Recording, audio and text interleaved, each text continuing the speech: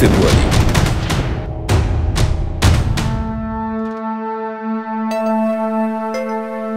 কৌতূহল, উদ্দীপনা কিংবা ইতিহাসের মারপ্যাঁচের ভেতর অনুভূতির জটিল জালে আটকে থাকা একটি আনুষ্ঠানিক দিবস। বিশেষ করে বাঙালিদের কাছে এ দিবসটি আরও বেশি ধোঁয়াটে এবং অনুভূতিতে অস্পষ্ট।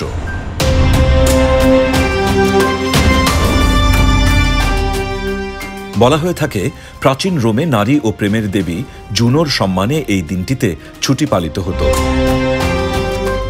এজন্যই অনেকে মনে করেন 14 ফেব্রুয়ারি ভালোবাসা দিবস। আবার কারো কারো মতে রোমের সম্রাট ক্লডিয়াস 200 খ্রিস্টাব্দে ঘোষণা দেন, আজ থেকে কোনো যুবক বিয়ে করতে পারবে না, যুবকদের জন্য শুধুই যুদ্ধ। তখনই ভ্যালেন্টাইন নামের এক যুবক সম্রাটের এ অন্যায় ঘোষণার প্রতিবাদ করেন। ফলে তাকে 14 ফেব্রুয়ারি রাজদ্রোহের শাস্তি হিসেবে মৃত্যুদণ্ড দেওয়া হয়।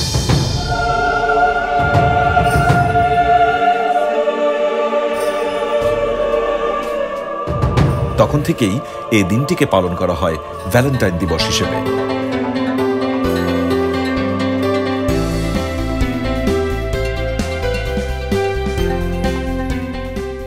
তবে কারো মতে খ্রিস্ট ধর্ম গ্রহণ করার ফলে 270 খ্রিস্টাব্দের 14 ফেব্রুয়ারি রোম সম্রাট ক্লডিয়াসের আদেশে ভ্যালেন্টাইনের মৃত্যুদণ্ড কার্যকর করা হয়।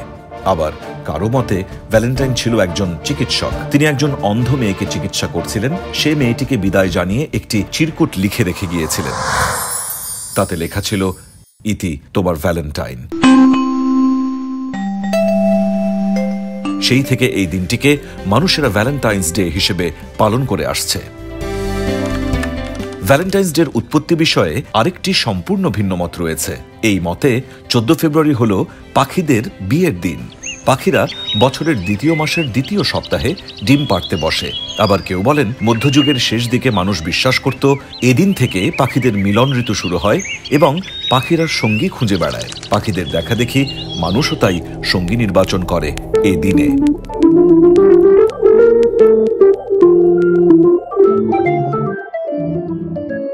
তবে শুধু কি সঙ্গী খুঁজে পাওয়ার আনন্দ, নাকি আছে সঙ্গী হারানোর বেদনাও?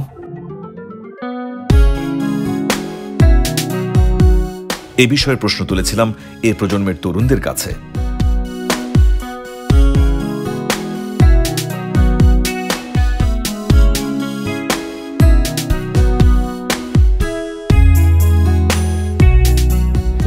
ফেব্রুয়ারি তো এটা আমাদের ইয়ং জেনারেশনের কাছে অনেক ক্ষেত্রে ভ্যালেন্টাইন্স ডে, ভালোবাসা দিবস, ভালোবাসা দিবস, বিশ্ব ভালোবাসা দিবস, ভালোবাসা দিবস, বিশ্ব ভালোবাসা দিবস। ভালোবাসা মানে কিন্তু এই না যে আমার একটা প্রেমিকা থাকা লাগবে। ভালোবাসা আমি যে কোনো কাউকে ভালোবাসতে পারি। আমার বন্ধুকে আমি ভালোবাসতে পারি। একটা যেমন এই যে ফুল বিক্রি করছে তাকে আমি ভালোবাসতে পারি। আমার বাবা আছে, মা আছে, পরিবার আছে, সবাইকে আমি ভালোবাসতে পারি। মা বাবাকে ভালোবাসার জন্য দিবস আছে, মা দিবস আছে, বাবা দিবস আছে, কিন্তু ভালোবাসা দিবস একান্তই প্রেমিক প্রেমিকা এতের জন্যে। আমি সবার মাঝে ভালোবাসা বিলাই দিয়ে দিবসটা উদযাপন করি। আমার কাছে মনে হয় সবার সাথে উদযাপন না করলেও নিজেকে প্রিয়রিটি দিয়ে ভালোবাসা দিবস উদযাপন করা যায়। আমি যেভাবে উদযাপন করি, 14 ফেব্রুয়ারি ঢাকা বিশ্ববিদ্যালয় কলা ভবনের সামনে বসন্ত বরণ উৎসব হয়। আমরা যেহেতু নৃত্যকলা বিভাগের স্টুডেন্ট, আমরা ওখানে নাচ পরিবেশন করি। তবে হাজার বছরের ভিন জাতীয় পালিত দিবস হঠাৎই কিভাবে স্বদেশে প্রবেশ, এই বিষয়েও প্রশ্ন তুলেছিলাম তাদের কাছে। বাংলাদেশে কত সাল থেকে?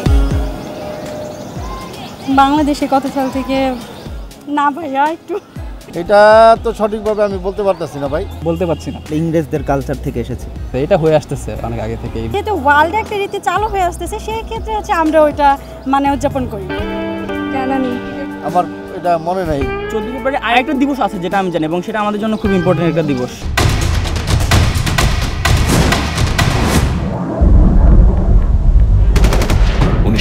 সাল 14 ফেব্রুয়ারি বাংলাদেশের ইতিহাসে যুক্ত হয় একটি কালো অধ্যায়। হুসেইন মোহাম্মদ এরশাদ ক্ষমতায় এসেছেন বছর খানেক হল। দেশে চলছে সেনা শাসন। ঢাকার রাজপথ রঞ্জিত হয়েছিল শিক্ষার্থীদের তাজা রক্তে।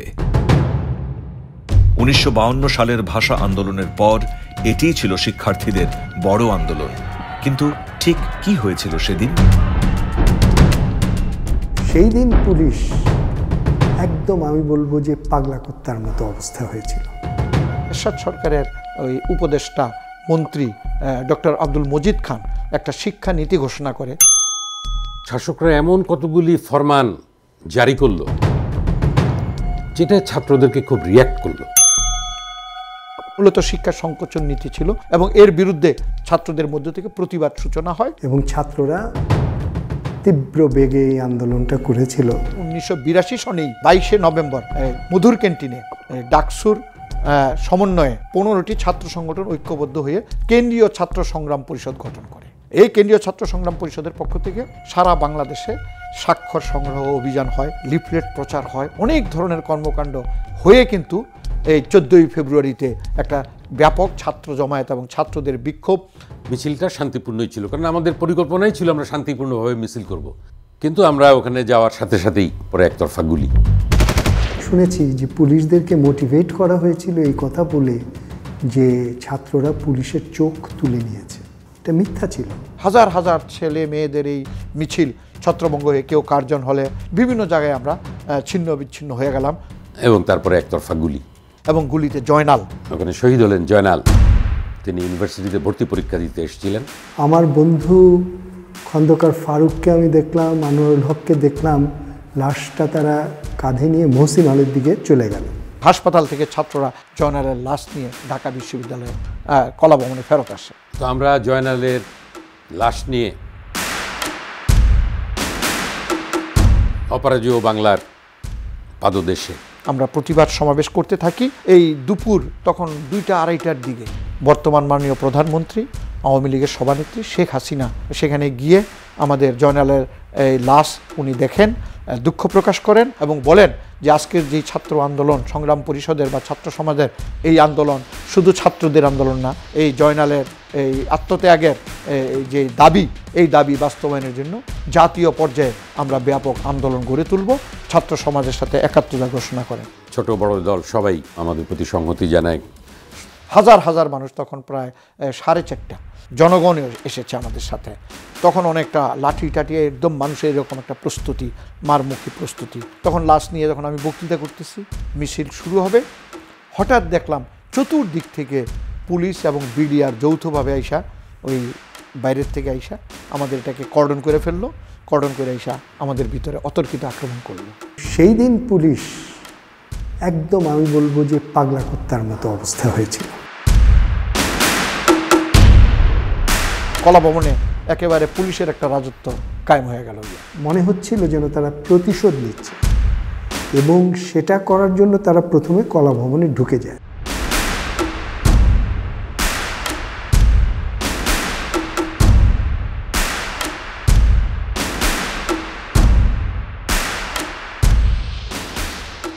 মহসিন হলে ব্যাপক গ্রেপ্তারি হয়।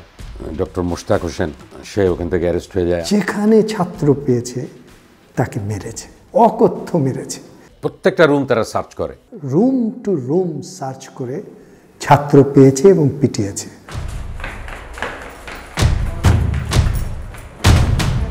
তো আমরা রুমের বাইরে থেকে, আমাদের সহকর্মীরা বাইরে থেকে তালা লাগাই। এবং আমি সমস্ত ঘটনা দেখেছি 4 তলার বারান্দায় দাঁড়িয়ে কাঁপতে কাঁপতে অনেক সাধারণ ছাত্র আমার রুমের সামনে এসে আমার কাছে করুণভাবে বলছে যে স্যার আমাদেরকে আশ্রয় দেন, আমরা এখানে ঢুকি। তো আমি তখন দরজা খুলে দিয়ে তাদেরকে নিয়ে তাড়াতাড়ি ভিতর থেকে দরজা আটকে দিয়েছি। ফলে আমরা ওই দিন গ্রেপ্তার এড়ানো সম্ভব হয়। পরের দিন 15ই ফেব্রুয়ারি জগন্নাথ বিশ্ববিদ্যালয় কলেজ থেকে ভিক্টোরিয়া পার্কের পাশে বাহাদুর শাহ পার্ক, সেইখানে গুলি হয়। মুজাম্মেল নামে 15 তারিখে নিহত হয়। একই দিন চট্টগ্রাম বিশ্ববিদ্যালয়ে যখন মিছিল হয় সেইখানেও গুলি হয় এবং ওখানেও আরেকজন, তারও নাম মোজাম্মেল কাঞ্চন, গুলিবিদ্ধ হয় এবং শহীদ হয়। আর ঢাকায় মারা গেল যে মোজাম্মেল আইয়ুব। এই মৃত্যুতে সারা দেশে একটা আন্দোলন হয়। আর এই যে হাইকোর্টের ওখানে গোলাগুলি হলো এবং ওখানে শিশুদের একটা অনুষ্ঠান চলছিল শিশু একাডেমিতে, সেই শিশুদের উপরেও কিন্তু নির্যাতন হয়। প্রতিবাদে যখন আন্দোলন মিছিল হয়, সরকার নিয়ন্ত্রণ হারায় ফেলে ঢাকা শহরে কারফিউ দিয়ে দিল বিকালবেলা। আমাদের যে হরতাল ছিলাম ওরা দিল কারফিউ। আমাদের অনেক রাজনৈতিক নেতাদেরকে চোখ বেঁধে বিভিন্ন জায়গায় তখন নিয়ে যাওয়া হয়েছিল। এই ধরনের একটা বর্বর অত্যাচার নির্যাতন নেমে আসে। সেই মর্মান্তিক ঘটনা চিরকাল আমার মনে থাকবে এবং ইতিহাসে এটা থাকা উচিত। এই 14 এবং 15 এই 2 দিনে ছাত্র সমাজের তাজা রক্তের বিনিময়ে এই আন্দোলনের নামটা হলো মধ্য ফেব্রুয়ারির আন্দোলন। আরও অনেক আন্দোলন হয়েছে, কিন্তু সব আন্দোলনেরই কিন্তু হচ্ছে যে ওই 14ই ফেব্রুয়ারি। বলা হয় যে এটাই সাইরেন বাজলো যে এবার শুরু হবে। ওখান থেকেই গতিমুখ সৃষ্টি হয়েছে সামরিক শাসন বিরোধী, স্বৈরাচার বিরোধী আন্দোলনে। সেদিন শিক্ষার্থীদের আন্দোলনে পুলিশের গুলিতে শহীদ হন জয়নাল, ছোট্ট শিশু দীপালি, জাফর, কাঞ্চন সহ মোট 10 জন।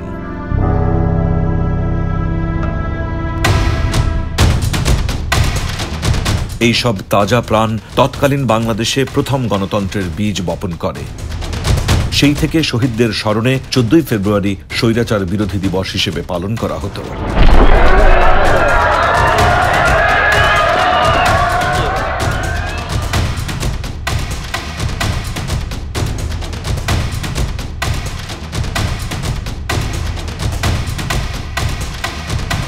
স্বৈরাচার প্রতিরোধ দিবসের মাহাত্ম্য হারিয়ে যাচ্ছে ভালোবাসা দিবস নামক ঔপনিবেশিক ধারণার ছোবলে।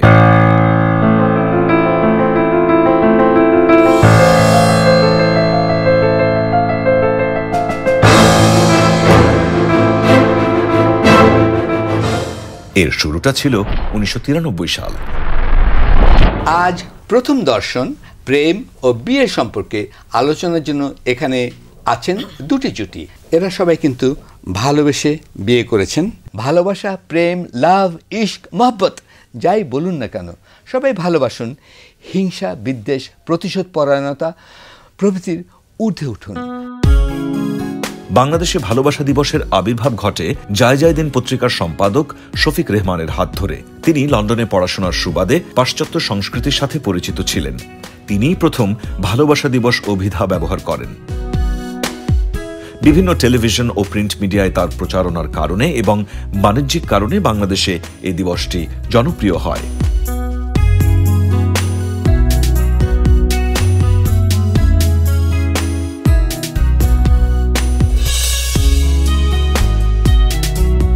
পাশ্চাত্য সংস্কৃতির ধারাটা এইখানে অনেকে এটাকে পিক আপ করেছে, অনেকে এটাকে গ্রহণ করেছে। এটা একটা সস্তা জিনিসের বাজারজাতকরণ বলে আমি মনে করি। 14ই ফেব্রুয়ারি আসলে আপনি দেখবেন দুটো ধারা। একটা ধারা যারা ইতিহাস জানে না তারা ভ্যালেন্টাইন ডে করে বেড়ায়, আর যারা ইতিহাস জানে এবং ইতিহাসের প্রত্যক্ষ অংশগ্রহণকারী ছিল তারা কিন্তু 14ই ফেব্রুয়ারি প্রতি 14ই ফেব্রুয়ারি সকাল 7:30-8টার দিকে হাইকোর্টের সামনে জমায়েত হয়, যেখানে ওই 2 ছাত্র মারা গেছিল তাদের একটা উদ্দেশ্যে একটা বেদি আছে শিক্ষা ভবনের সামনে, সেখানে দাঁড়িয়ে আলোচনা হয় এবং সেখানে কিন্তু জাতীয়তাবাদী ছাত্র দলের নেতাও থাকে, আওয়ামী লীগের নেতাও থাকে, কমিউনিস্ট পার্টির নেতাও থাকে। সেদিনের সকাল আজকের মতোই প্রখর ছিল। সমগ্র ঢাকা বিশ্ববিদ্যালয় বটতলা চত্বর সাগরের উত্তাল তরঙ্গের মতো থই থই করছিল। সেদিন একই স্লোগান ছিল, মজিদ খানের শিক্ষানীতি বাতিল করতে হবে।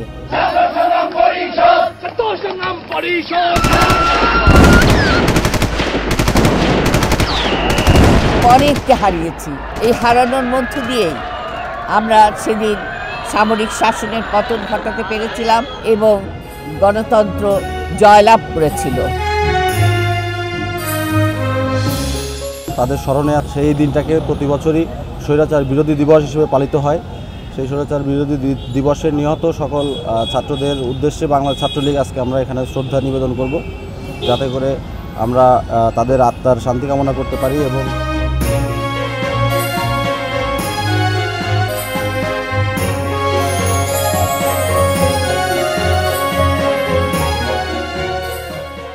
যে জাতি নিজেদের ত্যাগ ও বীরত্বের ইতিহাস চর্চা করে না, সে জাতি থেকে বীরত্ব ও ত্যাগের মহিমা হারিয়ে যায়।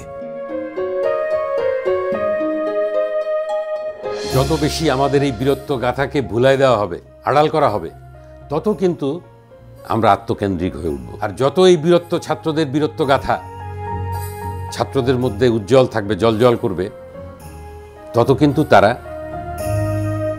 বেশি বেশি করে দেশপ্রেমিক হবে। তাই পৃথিবীর অন্যান্য সব জাতিগোষ্ঠীর কৃষ্টি ও সংস্কৃতির প্রতি ভালোবাসা যেন আমাদের আত্মবিস্মৃত জাতিতে পরিণত না করে। ভালোবাসাতে দিবস নয়, প্রয়োজন হয় হৃদয়ের, অনুভূতির। তবে এত কিছুর ভিড়েও বাংলার এই অঞ্চলে প্রাচীন আমল থেকেই একটি উৎসব পালিত হয়ে আসছে, তা হল পহেলা ফাল্গুন। বিশেষ করে সনাতন ধর্মাবলম্বীদের পৌরাণিক উপাখ্যান ও লোককথাগুলোতে এই উৎসবের উল্লেখ পাওয়া যায়, যা বর্তমানে সারা পৃথিবীর বাংলা ভাষাভাষীদের জন্য গুরুত্বপূর্ণ উৎসবে পরিণত হয়েছে। পহেলা ফাল্গুন বাংলা পঞ্জিকার একাদশতম মাসের এবং বসন্তের প্রথম দিন। গ্রেগরীয় বর্ষপঞ্জি অনুসারে 14 ফেব্রুয়ারি পহেলা ফাল্গুন। বিশ্বকবি রবীন্দ্রনাথ ঠাকুরের সময়কাল থেকেই পশ্চিমবঙ্গের শান্তিনিকেতনে বিশেষ নৃত্যগীতের মাধ্যমে বসন্তোৎসব পালনের রীতি চলে আসছে। তবে বাংলাদেশে বসন্ত উৎসব পালিত হয়ে আসছে বঙ্গাব্দ 1401 সাল থেকে। বসন্ত উৎসব তো দুই ধরনের আমি বলবো, যে একটা অনেক প্রাচীনকাল থেকে, যেটা আমরা রবীন্দ্রনাথের গানে নাটকে দেখতে পাই, যে সেই কালিদাসের আমল থেকেই বসন্তকে আবাহন করা হচ্ছে।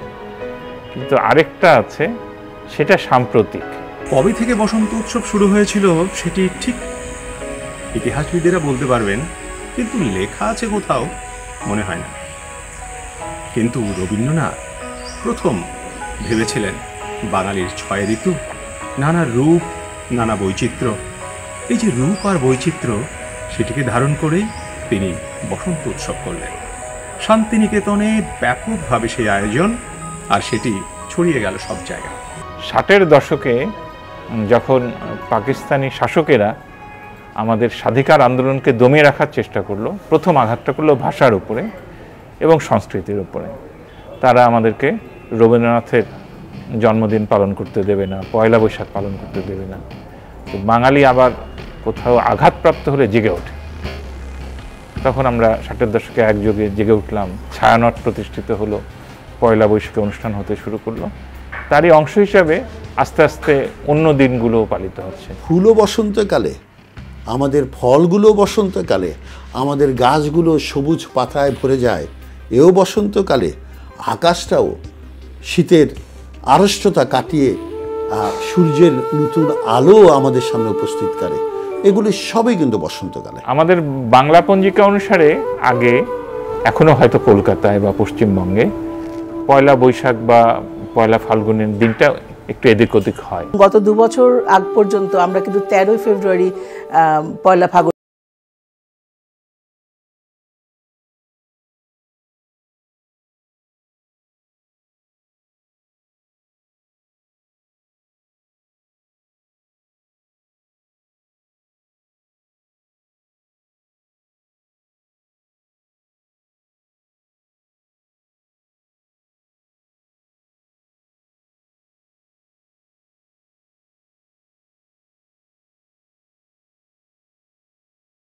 বাংলাদেশে আছে জাতীয় বসন্ত উৎসব উদযাপন পরিষদ কমিটি, যারা এই দিনে দেশের বিভিন্ন স্থানে বসন্ত উৎসব পালনে ব্যস্ত থাকেন।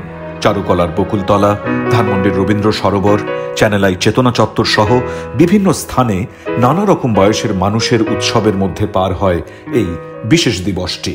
তো 14 ফেব্রুয়ারির যেটা ঘটনা, সেটা আপনার 1980-র দশকে একটা রাফুন বসুনিয়া দিবস, আর একটা হচ্ছে এই মধ্য ফেব্রুয়ারির স্বৈরাচার বিরোধী অসাম্প্রদায়িকতা, অসাম্প্রদায়িক শিক্ষানীতির আন্দোলন। কিন্তু এইটা পালন করতে গেলে আমরা বসন্ত বরণ করতে পারবো না তা না। কারণ আমরা কেন অসাম্প্রদায়িক শিক্ষানীতি চাই? আমরা চেয়েছি তো এই জন্যেই যাতে আমরা পয়লা ফাল্গুন পালন করতে পারি। আমার যেটা বক্তব্য, আমার কাজটা সংস্কৃতি, আমি সংস্কৃতির কাজটা করছি।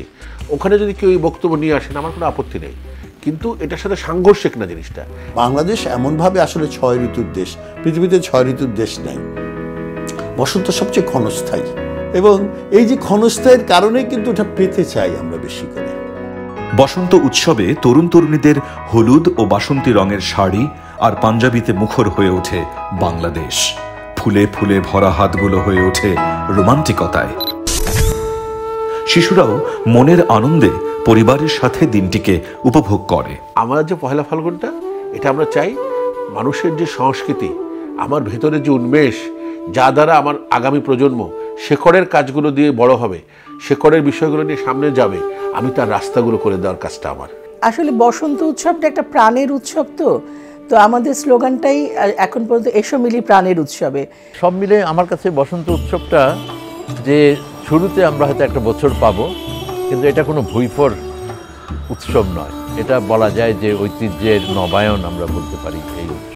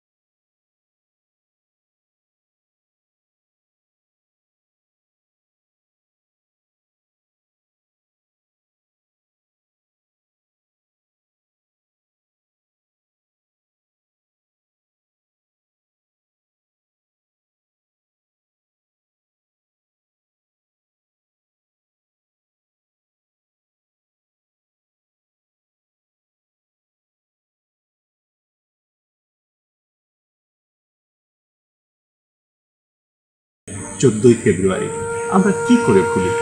যেদিন ছাত্ররা রাস্তায় নেমেছিল, যেদিন মজিদ খানের শিক্ষানীতি বিরোধী আন্দোলনে রক্ত দিয়েছিল। সেদিনের রক্তদান না হলে, সেদিনের ইতিহাস না হলে, আজকে আমরা যুগোপযোগী যে ইতিহাস পাচ্ছি, শিক্ষানীতি পাচ্ছি, সেটি বোধ করে পেতাম না। তাই বসন্ত উৎসব প্রাকৃতিকভাবে যেমন সত্য, ঠিক তেমনি রাজনৈতিক ইতিহাসে স্বৈরাচারের বিরুদ্ধে ছাত্রদের আন্দোলন সেই 14 ফেব্রুয়ারি এটিও সত্য।